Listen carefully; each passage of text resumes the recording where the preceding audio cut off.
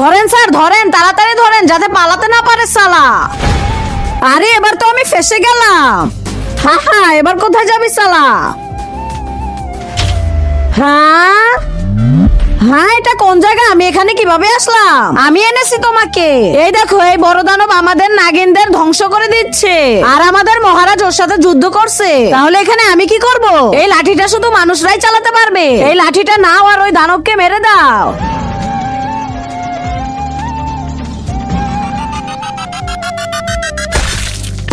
আবে সালা, এটা কি করলি তুই? আমার মহারাজকে মেরে দিলি সালা, মহারাজকে মেরে দিলি, মহারাজকে মেরে দিলি। ভাই সরি, আমাকে আমার দুনিয়াতে পাঠিয়ে দাও। দাঁড়া সালা, তোকে তোর দুনিয়াতে পাঠাচ্ছি।